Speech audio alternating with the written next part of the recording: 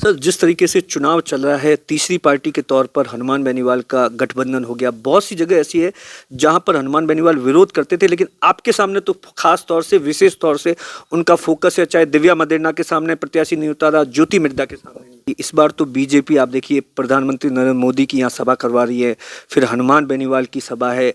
दुगनी चुनौती है इस बार। सर, क्या लग रहा है इन 10 सीटों को जिन मोदी जी साधने आ रहे हैं, उसमें से क्या लग रहा है इस बार जिस तरीके से बीजेपी के अंदर बगावत है, आप कर्नल सोनाराम चौधरी को भी लेकर आ गए। जसवंत सिंह जी के चुनाव के दरमियान उन लोगों ने क्या क्या अहंकार की बातें करी, मूछ की लड़ाई और दूसरी सब बातें, और वो की वो चीज आज दोहरा रहे। आज गंगाराम जी की पोती के लिए वो ये बात कर रहे। आज सतपाल मलिक से हम लोगों को जितना कितना नुकसान पहुंचा हमें पता है। सतपाल मलिक कांग्रेस को यहाँ पर बाड़मेर के अंदर कमजोर करके भारतीय जनता पार्टी को मजबूत किया। 1620 करोड़ नरेंद्र मोदी जी आज हम लोगों के यहाँ आ रहे हैं। जो हम लोगों के साथ अन्याय किया है वो वापस घोषणा कर कर हम कुछ अतिरिक्त नहीं मांग रहे हैं। जो हमारा हक के अधिकार है, जो नियम थे, उस नियमों में परिवर्तन कर कर जो अपने कॉर्पोरेट मित्रों के लिए उन्होंने परिवर्तन कराया, वो हम आम लोगों के लिए वापस राहत पहुंचाए। आप कह रहे हैं बढ़ता बायतू, हनुमान बेनीवाल जी या बाकी लोग कहते हैं कि जिस तरीके से बायतू के अंदर क्राइम बढ़ा है, नशा बढ़ा है, ये बढ़ा है। हरीश चौधरी ने पीएचक्यू में जाकर एक भी तफ्तीश नहीं बदलाई, और हनुमान बेनीवाल जी ने पीएचक्यू में जाकर सैकड़ों तफ्तीशें बदलवाई है। क्या गठबंधन कर कर या ठगबंधन कर कर वो वही जानते हैं, या जो दोनों आपस के अंदर जो बदलाने वाले और बदलने वाले। और कर लो तो ये क्राइम के संरक्षण, क्राइम के अंदर पक्ष, क्राइम को प्रभावित करना, ये सब लोग दुनिया अच्छी तरह से जान रही, तो उनके मुंह से ये बात शोभा नहीं देती। जो रालोपा अपने आदर्श मानती है हनुमान बेनीवाल जी के, उनके वहाँ का कार्यकाल और हम लोगों के यहाँ का कार्यकाल, तो तुलना बैतू की जनता बहुत जागरूक है, तुलना करेगी तो बैतू की जनता को फैसला करना है। तरीका है, वो तरीका मैं नहीं कर सकता। क्या तरीका सर? मंच के आप बार बार आरोप लगाते, हर बार आप, मैं एक साल भर से देख रहा हूँ कि उनका गठबंधन है इन तमाम चीजों को लेकर। चुनाव है, कुछ थोड़ा सा खुलकर बताइए। देश के प्रधानमंत्री नरेंद्र मोदी अभी कुछ ही देर बाद में बायतू आ रहे हैं, और हमारे साथ में बायतू से कांग्रेस विधायक हरीश चौधरी है, वर्तमान में यहां से विधायक है, उनसे बातचीत करेंगे। क्या कुछ आप देखिए, लगातार जिन 10 सीटों को साधने के लिए देश के प्रधानमंत्री नरेंद्र मोदी आ रहे हैं, उसमें से 9 कांग्रेस के पास में है और 1 बीजेपी के पास में है। सर, पहली प्रतिक्रिया। नरेंद्र मोदी जी का स्वागत है इस बढ़ते हुए बायतू के खेमा बाबा की पावन भूमि के ऊपर, उनका स्वागत है। पर कुछ सवाल हम लोगों के हैं, और कुछ जो पिछले दिनों के अंदर हम लोगों के साथ जो अन्याय हुए हैं, मुझे आशा ही नहीं, विश्वास है कि नरेंद्र मोदी जी इस धरा के ऊपर उसके संदर्भ में वापस सुधार कर कर घोषणा करेंगे। क्या अन्याय हो गया? अन्याय रिफाइनरी के अंदर जो 2.5% CSR का प्रावधान था, उसको घटाकर और 0.25% किया। आज इसको करने से हम लोगों को नुकसान कितना हो रहा है? उसको करने से नुकसान हो रहा है जो 1800 करोड़ हम लोगों को CSR के माध्यम से मिल रहे हैं। जब ये पूरा का पूरा रिफाइनरी का प्रोजेक्ट है, जो वो भाई 70 करोड़ से ऊपर का है, उसमें पहले 1800 करोड़ रुपए मिल रहे थे, और आज 1800 करोड़ की जगह 180 करोड़ ही मिल रहे हैं। तो ये 1620 करोड़ नरेंद्र मोदी जी आज हम लोगों के यहाँ आ रहे हैं। जो हम लोगों के साथ अन्याय किया है वो वापस घोषणा कर कर हम कुछ अतिरिक्त नहीं मांग रहे हैं। जो हमारा हक के अधिकार है, जो नियम थे, उस नियमों में परिवर्तन कर कर जो अपने कॉर्पोरेट मित्रों के लिए उन्होंने परिवर्तन कराया, वो हम आम लोगों के लिए वापस राहत पहुंचाए। आप कह रहे हैं बढ़ता बायतू, हनुमान बेनीवाल जी या बाकी लोग कहते हैं कि जिस तरीके से बायतू के अंदर क्राइम बढ़ा है, नशा बढ़ा है, ये बढ़ा है। बायतू में कितना क्राइम बढ़ा है वो दुनिया अच्छी तरह से जानती है। हनुमान बेनीवाल जी क्या क्राइम के संदर्भ में उनकी राय है, क्या उनका तरीका, वो अच्छी तरह से जानता है। हरीश चौधरी ने पीएचक्यू में जाकर एक भी तफ्तीश नहीं बदलाई, और हनुमान बेनीवाल जी ने पीएचक्यू में जाकर सैकड़ों तफ्तीशें बदलवाई है। क्या गठबंधन कर कर या ठगबंधन कर कर वो वही जानते हैं, या जो दोनों आपस के अंदर जो बदलाने वाले और बदलने वाले। और ये पीएचक्यू के अंदर जाकर कोई भी पता कर सकता है, और हरीश चौधरी ने एक भी तफ्तीश बदलाने के लिए अगर ये चीज करी हुई तो वो कर लो। तो ये क्राइम के संरक्षण, क्राइम के अंदर पक्ष, क्राइम को प्रभावित करना, ये सब लोग दुनिया अच्छी तरह से जान रही, तो उनके मुंह से ये बात शोभा नहीं देती। इस बार चुनौती दुगनी है। एक तरफ तो आप देखिए 2018 में आरएलपी पार्टी नहीं थी, इस बार तो बीजेपी आप देखिए प्रधानमंत्री नरेंद्र मोदी की यहाँ सभा करवा रही है, फिर हनुमान बेनीवाल की सभा है, दुगनी चुनौती है इस बार। नहीं, चुनौती मेरे सामने कुछ भी नहीं है। चुनौती मेरे सामने जो मैंने काम किया उसको लेकर जा रहा हूँ, इसलिए मेरा इन विवादों से कोई वास्ता नहीं है। नहीं तो मैं, और मेरे पास मेरा यही बैतूल के लोगों के सामने मेरा पक्ष है कि मेरा तो इकलौता एक वोट है। ये बैतूल की जनता को तय करना कि बढ़ता हुआ बैतूल क्या इसी दिशा के अंदर बढ़ेगा। ये तुलना बैतूल के लोगों को करनी है। 5 साल जो भारतीय जनता पार्टी का राज का कार्यकाल है और ये 5 साल का कार्यकाल, जो रालोपा अपने आदर्श मानती है हनुमान बेनीवाल जी के, उनके वहाँ का कार्यकाल और हम लोगों के यहाँ का कार्यकाल, तो तुलना बैतूल की जनता बहुत जागरूक है, तुलना करेगी तो बैतूल की जनता को फैसला करना है। सर क्या लग रहा है इन 10 सीटों को जिन मोदी जी साधने आ रहे हैं उसमें से क्या लग रहा है इस बार जिस तरीके से बीजेपी के अंदर बगावत है, आप कर्नल सोनाराम चौधरी को भी लेकर आ गए? नहीं, देखो, बीजेपी में बगावत एक अलग पहलू है, पर बीजेपी की जो सोच और करती है, भारतीय जनता पार्टी ने किसानों की पगड़ी उछाली, भारतीय जनता पार्टी ने खिलाड़ियों की पगड़ी उछाली, 2 करोड़ रुपए, 2 करोड़ रोजगार की बातें उन लोगों ने करी, किसानों की आमदनी की दुगनी की करी, 15 लाख रुपए, तमाम पृष्ठभूमि के बाद में जो सबसे बड़ा मैं मालानी की जनता से ये कहना चाहता हूँ, आज अगर भारतीय जनता पार्टी को मजबूत सबसे ज्यादा किसने किया और कांग्रेस को किसने किया तो हर कोई जानता है। जसवंत सिंह जी जसोल ने किया था और गंगाराम जी चौधरी ने किया, हमारी पार्टी को कमजोर किया, लोगों को बाड़मेर जिले के अंदर भारतीय जनता पार्टी की स्थापना करी। टिकट किसको दी, ये भारतीय जनता पार्टी का अधिकार, हम लोगों को राय रखने का अधिकार नहीं है, पर टिकट के बाद में जो कृत्य किया, जिस तरह का अहंकार, जिस तरह का आरोप प्रत्यारोप, क्या ये बाड़मेर के अंदर हम लोगों को इजाजत देनी चाहिए नहीं देनी चाहिए, इसका फैसला बाड़मेर की जनता करेगी। जसवंत सिंह जी के चुनाव के दरमियान उन लोगों ने क्या क्या अहंकार की बातें करी, मूछ की लड़ाई और दूसरी सब बातें, और वो की वो चीज आज दोहरा रहे। आज गंगाराम जी की पोती के लिए वो ये बात कर रहे। आज सतपाल मलिक से हम लोगों को जितना कितना नुकसान पहुंचा हमें पता है। सतपाल मलिक कांग्रेस को यहाँ पर बाड़मेर के अंदर कमजोर करके भारतीय जनता पार्टी को मजबूत किया। इस तरह का निराधार आज एजेंसीज उनके पास है, ये आरोप लगाना उनका अधिकार नहीं है। उनका अधिकार जो एजेंसी है उनका दुरुपयोग करने की जगह अगर किसी प्रकार के उनके पास बात हुई, आज केंद्रीय मंत्री, आज ये सरकार की सामूहिक जिम्मेवारी बनती है। केंद्रीय मंत्री बोल रहा मतलब सरकार बोल रही है, और सरकार ये बात कह रही है, बड़ा दुर्भाग्य है। सर जिस तरीके से चुनाव चल रहा है, तीसरी पार्टी के तौर पर हनुमान बेनीवाल का गठबंधन हो गया, बहुत सी जगह ऐसी है जहां पर हनुमान बेनीवाल विरोध करते थे, लेकिन आपके सामने तो खास तौर से विशेष तौर से उनका फोकस है, चाहे दिव्या मदेरणा के सामने प्रत्याशी नहीं उतारा, ज्योति मिर्धा के सामने नहीं उतारा। देखो, मैंने कभी भी राजनीति के अंदर सौदेबाजी नहीं की। जो राजनीतिक तौर के ऊपर मेरा स्टैंड है, मेरी बात है, वो बिल्कुल पारदर्शी ढंग से मैं लोगों के बीच में रखता हूँ, पूरी दुनिया के बीच सामने रखता हूँ। कभी भी मैंने गठजोड़ नहीं किया। ये तो हनुमान बेनीवाल जी हैं, कहते हैं कुछ है, करते कुछ है, दिखाते कुछ है। किससे गठजोड़ कर दिया? पिछले दफे भी उन्होंने ये बात करी कि हरीश से मेरे हरीश मदद मांगने के लिए कहीं भी जाकर आप कर लो, निराधार बातें करना उनकी फितरत थी। और इस दफे भी अच्छी तरह से दुनिया जान रही है कि उन्होंने किससे करा और किससे नहीं किया।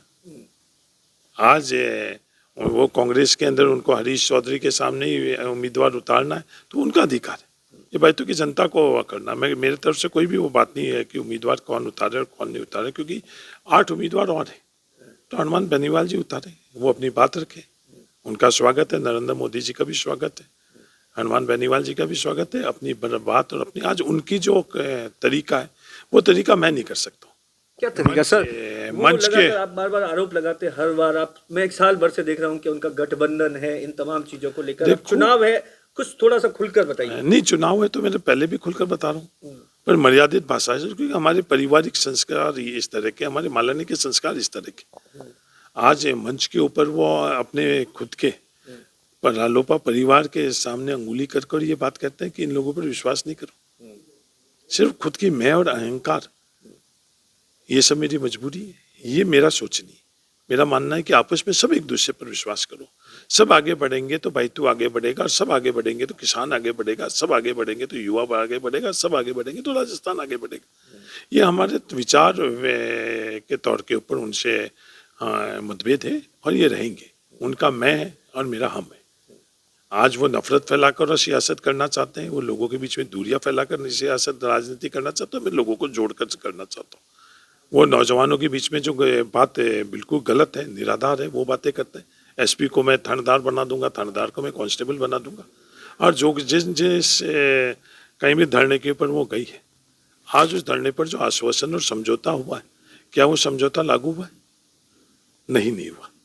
चाहे फौजी के साथ उन्होंने किया है, सीकर के अंदर उस बच्ची के परिवार के लिए मेडिकल सीट के बारे में करा है, टॉक के अंदर जो उन्होंने उस परिवार के साथ करा है, किस तरह की एफआईआर हुई और क्या उस आगे हश्र होगा।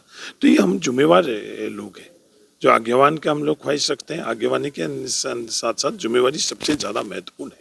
तमाम सर सर्वे आ रहे हैं 120 सीटों के आसपास, सीधे तौर पर बता रहे हैं कि बीजेपी की सरकार बन रही है, कांग्रेस है 60 और 70 के आसपास जाकर अटक रही है। क्या लग रहा है कहाँ चूक रह गई जिस कारण से कांग्रेस का ये हाल हो रहा है? अब अगर जो मुख्यमंत्री अशोक गहलोत है वो सचिन पायलट की एक साथ फोटो लगा रहे हैं। भारतीय जनता पार्टी लगातार इन सर्वे, निराधार सर्वे के ऊपर, कर्नाटक में उन्होंने क्या सर्वे किया था, पिछली बार छत्तीसगढ़ में उनका क्या सर्वे था, हिमाचल प्रदेश में उनके क्या सर्वे थे। तो दिनेश जी, इन सर्वे का जो भारतीय जनता पार्टी की प्रायोजित सर्वे है, इनके बारे में अगर मेरे से आप राय पूछ रहे हो तो आप भी जानते हो, मैं भी जानता हूँ, दुनिया सब जानते हैं कि ये सर्वे से प्रायोजित है। सर आपका नारा है बढ़ता बायतू, आखिर क्या है बढ़ता बायतू? विकास में बढ़ता हुआ बायतू, पानी, बिजली, सड़क, स्वास्थ्य, शिक्षा के अंदर बढ़ता हुआ बायतू। जो एमएलए फंड है, वो एमएलए फंड के मार्फत से शहीद स्मारक बना, राष्ट्रीय ध्वज फहराना, ये बढ़ता हुआ बायतू है। किसी ने नहीं रोका भारतीय जनता पार्टी के विधायक को इससे पहले के कार्यकाल के अंदर, खिवसर के विधायक को किसी ने रोका थोड़ी, उनका अधिकार था कि कैसे राष्ट्र ध्वज बुलंद हुए, कैसे शहादत को करें। बढ़ता बायतू है आध्यात्मिक तौर के ऊपर हम लोगों के यहाँ खेमा बाबा मंदिर के 5 बीघा जमीन, 15 बीघा जमीन करवाना, बाटाड़ू के जो कुआं हम लोगों के 75 साल पूर्व हमारी धरोहर है, उसमें गाय और धर्म के बारे में संदेश है, उसका संरक्षण करना 2 करोड़ रुपए में। बढ़ता बायतू है कि कैसे हम लोग इंडोर स्टेडियम के मार्फत से हमारे बच्चे आगे बढ़े। बढ़ता बायतू है कि कैसे हम लोग स्किल डेवलपमेंट सेंटर जो बायतू में बन रहा है उससे आगे बढ़े। बढ़ता बायतू है अंग्रेजी माध्यम की स्कूल जो सबसे बेहतरीन स्कूलों में एक गिनती आ रही है, उसके 3.5 करोड़ रुपए से जो उसकी लागत से भवन बन रहा है। बढ़ता बायतू ये जो अस्पताल बने हुए हैं उसके माध्यम से हर दिशा के अंदर बढ़ता हुआ बायतू है। उस बढ़ते हुए बायतू के अंदर सबसे महत्वपूर्ण चीज़ है जो भी हम लोगों के पास है, उसको आपस में सामंजस्य के साथ हर किसी की हिस्सेदारी और भागीदारी रही। अगर कोई ज़मीन हम लोगों को अलॉट करनी पड़ी तो आज से पहले उस ज़मीन के फिर विवाद, विरोध, मुकदमे और किसी को उसके अंदर से बिल्कुल कोई हिस्सा मिला तो सिर्फ एक छोटा सा हिस्सा एक समाज जो मेरे समाज को मिला मुकदमे लेने के बाद। और ये बढ़ता हुआ बायतू की सबकी हिस्सेदारी और भागीदारी, जाट, राजपूत, भील, मेघवाल, सुथार, चारण, मुसलमान, डाडी, नाई, दर्जी, सभी की हिस्सेदारी और भागीदारी, ये बढ़ता हुआ बायतू है। सर क्या सपना है जो रह गया है इन 5 सालों के अंदर? क्यों 5 साल का जो टाइम पीरियड होता है छोटा होता है, अगले 5 सालों के लिए क्या प्लान सोचा है इस बायतू के लिए? नहीं, ये शुरुआत है बढ़ते हुए बायतू की। मैं रहूंगा नहीं रहूंगा, मेरी पीढ़ी नहीं रहेगी, पर तेज रफ्तार से बढ़ता हुआ बायतू आगे बढ़ेगा। बहुत कुछ बायतू के लोगों को बहुत आगे बढ़ना है, हर दिशा में आगे बढ़ना है, संस्कारों के माध्यम से, शिक्षा के माध्यम से और जागृति के माध्यम से बढ़ता हुआ बायतू आगे बढ़ेगा।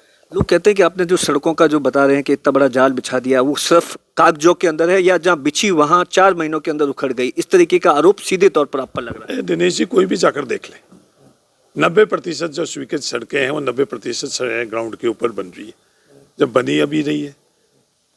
कौन सी सड़क है जो कौन सी सड़क है वो बताई तो सही। सड़क के निर्माण के अंदर कुछ कमी पेशी, नेशनल हाईवे के जो सबसे बड़े हम लोगों के साथ जो रहते हैं पैमाने, उनकी सड़कों के अंदर भी त्रुटि रहती है। सड़क को हैंडओवर कराने के बाद कौन सी सड़क के है, वो सड़क की पूरी जिम्मेवारी 5 साल की गारंटी पीरियड के अंदर कोई भी कमी पेशी है, ठेकेदार उसको पूरा करेगा। इस बार मुकाबला किससे? मेरा मुकाबला किसी से नहीं है। मेरे किसी से तो होगा सर। नहीं लास्ट टाइम आरएलपी दूसरे नंबर पर थी, तीसरे नंबर पर बीजेपी। मेरे पास अधिकार सिर्फ मेरा एक मत का है। मेरा मत मैं कांग्रेस को देता आ रहा हूँ, कांग्रेस को दूंगी, बायतू की जनता तय करेगी। ये अहंकार मेरा नहीं है कि मेरा मुकाबला किसी से।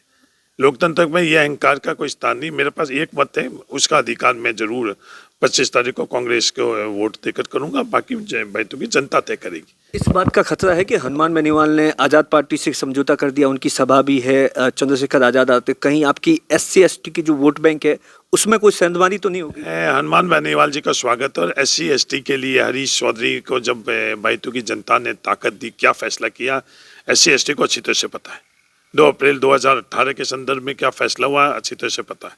मेघवाल समाज के लिए एक भी जमीन, भील समाज के लिए एक भी जमीन का आवंटन हनुमान बेनीवाल जी ने खिवसर के अंदर कराई तो लोगों को बताई। हरीश चौधरी के कार्यकाल से पहले बैतूल के अंदर एक भी जमीन का आवंटन था, लोगों को बताई। और भील समाज की 2 जमीन, मेघवाल समाज की 3 जमीन।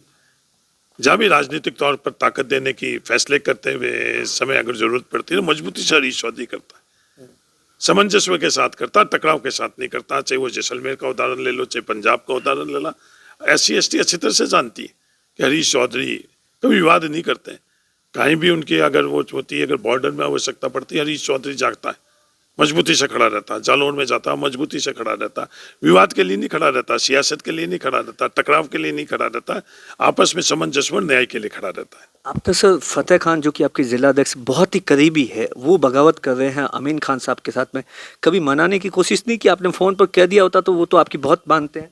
मैंने खुद ने व्यक्तिगत तौर पर जाकर भी उनसे गुजारिश करी। अच्छा, उनको यह लग रहा है कि वो जो उनके साथ अन्याय हुआ उस अन्याय के अंदर मैं भी शामिल हूँ। मेरा उनसे उस समय भी गुजारिश थी और आज भी गुजारिश है कि एक बड़े मकसद के लिए हम लोग लड़ाई लड़ रहे हैं। आपस के अंदर हम लोग एक विचारधारा के लोग हैं, आपस में सामंजस्य कर आपस में हम लोग एक साथ अगर इस लड़ाई को लड़ेंगे वो देश के भले के लिए। आप सुन रहे थे हरीश चौधरी को। दिनेश बोहरा की चुनावी यात्रा यूं ही जारी रहेगी। दिनेश बोहरा, बाड़मेर, राजस्थान तक।